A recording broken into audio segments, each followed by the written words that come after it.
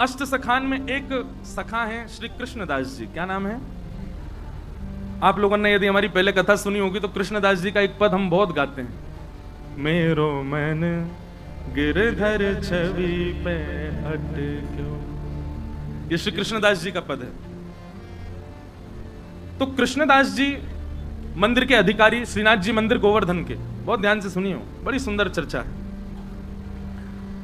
तो कृष्णदास जी गोवर्धन मंदिर के अधिकारी, गिरिराज जी श्रीनाथ जी के अधिकारी। तब श्रीनाथ जी गोवर्धन में विराजते थे, फिर बाद में यहां आ गए उदयपुर के पास।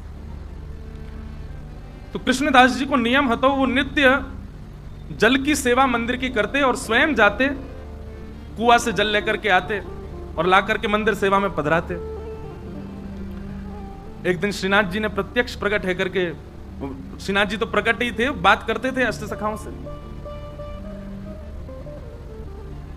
ठाकुर जी ने कही, बोले कि हे कृष्णदास, अब तुम वृद्ध रह गए हो, आप अब सेवा करनी धीरे धीरे कम कर दो, इतनी भोर में जाओ जल लेकर के आओ, हमको बड़ा श्रम हो गया आपको देख करके। कृष्णदास जी बोले, हमारी करनी को कितने सारे लोग देख करके पालन करते हैं, यदि हम ही हाथ पे हाथ धर के बैठ जाएंगे तो बाकी के लोगों को क्या प्रेरणा मिलेगी। इसलिए जय जय, हमको सेवा करने दो, आप हमको रोको मत। ठाकुर जी बोले, जैसी तुम्हारी राजी। और एक दिन कैसा हुआ कि श्री कृष्णदास जी जल भरने के लिए कुआं पे गए और जैसे ही जल भर करके बाहर निकाल रहे, आप श्री का पैर फिसल गया और कुआं में गिर गए। और कुआं में गिर करके श्री कृष्णदास जी के भगवत नाम गमन हो गया, भगवत धाम गमन हो गया। आश्चर्य की बात यह तो थी, दुखद घटना थी कि भैया एक परम वैष्णव भक्त भगवत धाम को प्रस्थान कर गए, पर चर्चा का विषय ब्रजमंडल में यह बना हुआ था कि एक परम वैष्णव की, एक परम भागवत की, एक ऐसे दिव्य महापुरुष की इस प्रकार से मृत्यु होना लोगों का भक्ति से विश्वास उठाने जैसा लग रहा था। सब जगह ये चर्चा होने लगी। बोले कि क्या फायदा ठाकुर जी का नाम जप करने का, क्या फायदा इतनी सेवा करने का, क्या फायदा इतना भजन करने का। कृष्णदास जी को देखो, कुआं में गिर गए, प्राण निकल गए। अरे कम से कम प्राण जाते तो कम से कम ऐसे तो कि सही तरीका से जाते, इस प्रकार ये तो अकाल मृत्यु जैसी है। अब तरह तरह की बात ब्रजमंडल में घूमने लगी। ऊपर से किसी ने एक बात और जोड़ दी। बोले क्या? बोले वो तो भूत और बन गए। किसी ने ये बात कह दी कि वो भूत बन गए। अब जब बात फैलती है ना, तो मानव का ऐसा स्वभाव है, साइकोलॉजी है ऐसी कि वो उस चीज को घर कर लेता है। अच्छा, एक तो अकाल मृत्यु, भूत और बन गए। अब कोई बेचारो पनघटते जल भर के ला रहा है, तो जबरदस्ती टीक दोपहरी खाली, कोई भी नहीं रास्ता में, अब जोर की हवा चल जाए तो ओहो कृष्णदास जी पीछे पड़ गए मेरे, हवा चली बहुत जोर की। बाकी के सब विश्वास भी कर ले, बोले हाँ सही कह रहे हो, भूत तो बन ही गए वो। कृष्णदास जी के लिए कहा जाता है कि उनकी अधोगति, उनकी अकाल मृत्यु, और यह तक कह दिया कि वो एक प्रेत बन गए। स्वामी श्री हरदास जी महाराज कहते हैं, ध्यान पूर्वक सुनिएगा, बोले माथे पर ऊर्ध्वपुंड विराजमान हो गया, ब्रजमंडल में जन्म हो गया, संपूर्ण जीवन में एक बार भी ब्रजरज को बड़ी निष्ठा से जिसने अपने माथे पर अंकित कर लिया, गुरु कृपा से गुरु दीक्षा ग्रहण कर ली और अपना संपूर्ण जीवन में एक बार भी ठाकुर जी का भजन गा लिया, वृंदावन रस को गा लिया, स्वामी जी कहते हैं उसकी अधोगति जीवन में नहीं हो सकती। कृष्णदास जी ने तो पूरे जीवन ठाकुर जी की सेवा में निकाल दिया, कैसे कह सकते हैं कि उनकी अधोगति हुई है? स्वामी जी को बहुत चिंता हुई इस बात को सुनकर के, ये तो गलत है। महाराज जी वर्णन ऐसा है स्वामी जी के रस भावन में कि श्री हितरवंश महाप्रभु गोपाल भट्ट गोस्वामी जी, हमारे श्री गोपीनाथ जी और श्री गोविंद देव जी को प्रकट करता श्री रूप सनातन जी और श्री हरिराम व्यास जी, ऐसे अनेक रसिक जन सब आए निधिवन में, और निधिवन में एक पूरी गोष्ठी बैठी कि भैया ऐसे ऐसे ये तो भक्ति पर प्रश्न चिन्ह उठ रहा है, कृष्णदास जी की अधोगति हो गई, वो प्रेत बन गए, बड़ा लोग बाग तो भक्ति करने से डर रहे हैं, मंदिर जाने से यूं कह रहे हैं कछु फायदा ना है भैया, कृष्णदास कुआं में गिर गो। स्वामी जी बोले अब हम ही को कुछ करना पड़ेगा। तो बोले क्या करें? ब्रजवासीन की मंडली बुलावें कि सब ब्रजवासीन को बुलावें, 84 को उसमें निमंत्रण भेजें कि सब निधिवन में आओ, पंगत पावे, तब आप कछु प्रवचन करो। स्वामी श्री हरदास जी बोले ना, ब्रजवासीन से कहा लड़नो, ब्रजवासीन को कहा समझानो, अब तो लड़ेंगे हम श्रीनाथ जी से, श्रीनाथ जी से लड़वे जाएंगे। और महाराज यहाँ पर श्री हितरवंश महाप्रभु, स्वामी श्री हरदास जी महाराज और श्री हरिराम व्यास जी, गोपाल भट्ट गोस्वामी, रूप सनातन गोस्वामी, ऐसे ऐसे अनेक आचार्य सब अपनी भक्त मंडलियों को लेकर के निकल पड़े वृंदावन से गोवर्धन की ओर, श्रीनाथ जी को मिलवे जा रहे। महाराज जी इतनी प्यारी चर्चा है, वहां पर श्रीनाथ जी का श्रृंगार कर रहे थे श्री गोसाई विठलनाथ जी गिरिराज जी में, और जैसे श्रृंगार करने लगे श्री जी बाबा ने घबरा से गए। तो गोसाई जी बोले जय जय, काय गो, ये आपको मोह ऐसो काय को उतर रहा है, और ये हाथ पांव काय कांप रहे हैं? बोले अरे ये सबरे आ रहे हैं। बोले कौन आ रहे हैं? बोले स्वामी श्री हरदास जी, हितरवंश महाप्रभु, और क्या कहते हैं हरिराम व्यास, गोपाल भट्ट गोस्वामी, रूप सनातन गोस्वामी, सबरे आ रहे हैं, मोते लड़वे आ रहे हैं। विठलनाथ जी बोले अरे अखंड कोटि ब्रह्मांड नायक सर्वेश्वर ईश्वर जगदीश्वर श्री कृष्ण, अरे ये सब संत जन आपको यश गांव है, ठाकुर जी इनते काय डर रहे? बोले संत तो बाह्य रूप थे, भीतर तो सबरी सहचरी हैं। वो ललिता है, दूसरी विशाखा है, तीसरी बंसी है, चौथी कोई है, ये सब सबके निज रूप तो सखीन के हैं, और सखीन से ही डरे ठाकुर जी।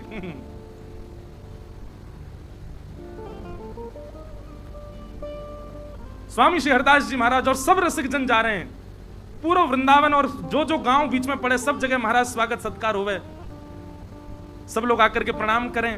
अब फोन तो थे नहीं, फोटोज तो थे नहीं कि भाई सबन को बस नाम सुने सबने स्वामी श्री हरदास जी, नाम सुने सबन ने गोपाल भट्ट गोस्वामी, नाम सुने हरिराम व्यास। अब जो जो गांव से निकले तो गांव बारे बेचारे हाथ जोड़ खड़े, अब ये ना पता है कौन सो कौन। तो हरिराम वाणी में लिखो महाराज जी, चर्चा में हरिराम व्यास जी आगे आगे जा रहे हैं और आगे आगे जाके बता रहे हैं, सुनो पतरे से होंगे ऐसो, यहाँ नाक पे तिलक लगा रखो, वो स्वामी श्री हरदास जी हैं, श्री बिहारी जी को जिनने प्रकट कियो, और उनके संग आ रहे होंगे, उनको ऐसा तिलक होगा, वो श्री हितरवंश महाप्रभु हैं, और श्री गौड़िया वैष्णव संप्रदाय तिलक गोपाल भट्ट गोस्वामी है, वो रूप सनातन गोस्वामी है, उनने वो ठाकुर जी प्रकट किए, उनने वो ठाकुर जी प्रकट, श्री हरिराम व्यास जी सबन को परिचय दें। तो जब सब रसिक जन आवे तो सब ब्रजवासी भोले बारे सबन को प्रणाम करें। और फिर एक कहे बोले कि हमने तो सुनी है हरिराम व्यास भी आए हुए, वो कहाँ है? हरिराम व्यास जी तो परिचय देते, तो फिर स्वामी जी परिचय देते, आपके बगल में जो खड़े हैं जुगल किशोर को जिनने प्रकट किया, हरिराम व्यास है। कैसी मधुर चर्चा है, आहा, गामन में जामे वहीं बैठ जाएं, फिर वहां के सब लोगन की शंका को समाधान, ब्रजवासी आकर के अपने निवेदन करें भाव, स्वामी जी सबके भाव बताएं, कभी हितरवंश महाप्रभु कोई की शंका को समाधान करें, ऐसे सब भ्रमण करते करते गोवर्धन जा रहे हैं। उद्देश्य क्या था कि लोगों के चित्त में भक्ति के प्रति भय उत्पन्न हो गया है, वो भय निवृत्त होना चाहिए। आचार्य चरण अपने अपने ठाकुरन को छोड़ करके सेवा में निकल पड़े। राधा कुंड पहुंचे, और जैसे ही राधा कुंड पहुंचे, श्रीनाथ जी को श्रृंगार चल रहा है, विठलनाथ जी श्रृंगार कर रहे हैं, सुंदर शीश पर पाग आदि पहना करके, सुंदर तिलक भाल आदि सब करके, कानन में कुंडल, अब जामा पहना रहे श्री जी बाबा को। एक हाथ में ही जामा पहनो, इतने में ही ठाकुर जी बोले विठलनाथ जी मैं पहन लूंगा, खुद ही तुम जाओ, उनको सबन को स्वागत करो। ये ज्यादा नाराज है कि मोते नहीं कहीं लड़ लें सबरे, इनको जाके वहीं से राधा कुंड में सबन को बढ़िया स्वागत करो। तो श्री विठलनाथ जी बोले जय जय, अभी लगे नेक देर लगेगी, मैं पहना दूं। बोले ना मैं पहन लूंगा, खुद ही तुम जाओ। सबरी सहचरी आई है, सबन से मिलके आओ और बात देखियो वहीं निपट जाए, यहां तो सबरे भक्ति भाव में भर के आए करें। श्री विठलनाथ जी अपने सब वैष्णवों के साथ में राधा कुंड गए। महाराज जी मैं तो सुनते सुनते कहते कहते वह रूप को चिंतन कर रहा हूं, कैसी समाज बैठी होगी। वृंदावन के सब सर्वोत्कृष्ट रस प्रवर्तक एक साथ राधा कुंड पे बैठे। तभी गोसाई श्री विठलनाथ जी आए। आहा, गोवर्धन नाथ की जय, गिरिराज धरण की जय, शाम सो जय जयकार हेन लगी। गोसाई जी ने जाकर के सब रसिकन को प्रणाम कियो, स्वामी श्री हरदास जी को वंदन कियो।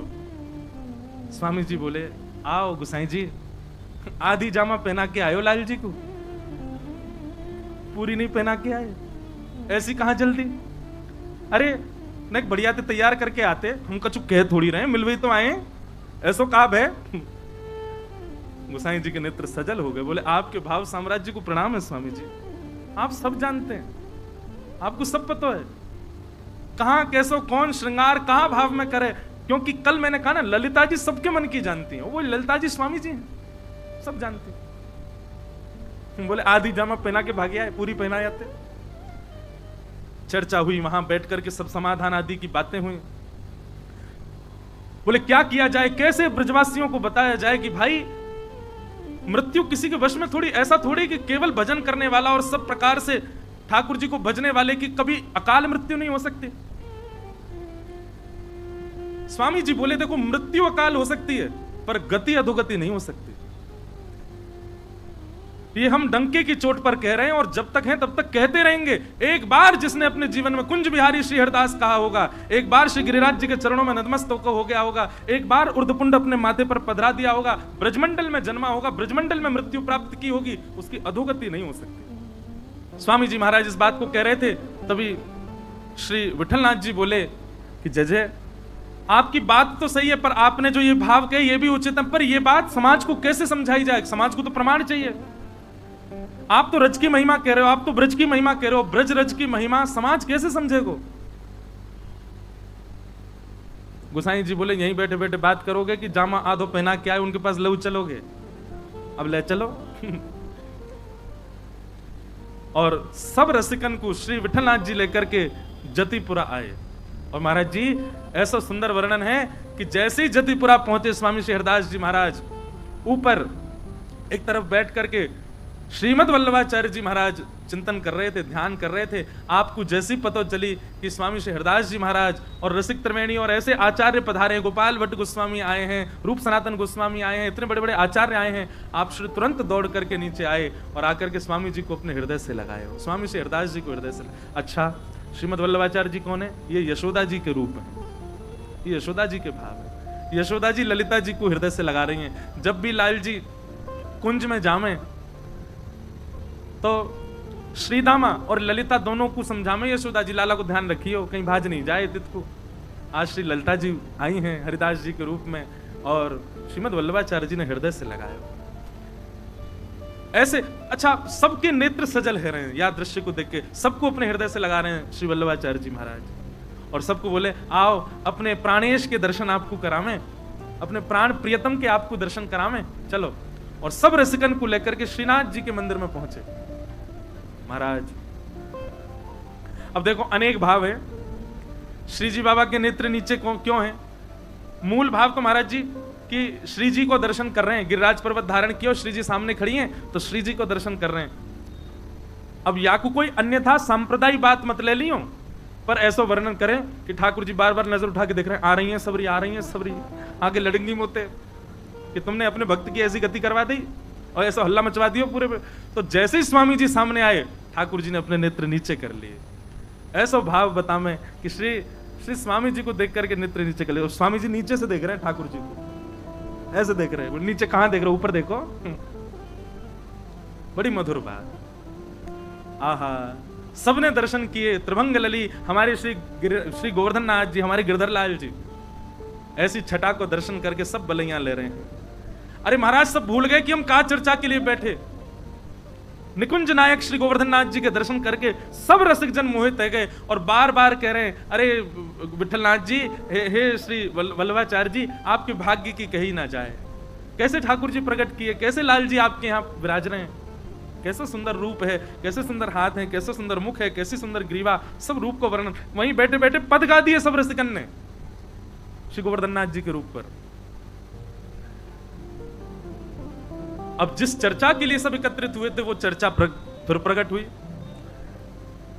बोले क्या करें, पूरे ब्रजवासियों में डर बैठ गया और ये तो बहुत गलत बात है कि ऐसे भजनानंदी के बारे में ऐसी अनर्गल बातें कही जा रही, भूत बन गए। बताओ, भजनानंदी कोई भूत बन सकता है? जिसने अपने जीवन भर तिलक लगाया हो, जिसने जीवन भर कंठी पहनी हो, जीवन भर नाम जप किया, जीवन भर सेवा, वो भूत कैसे बन सकता है?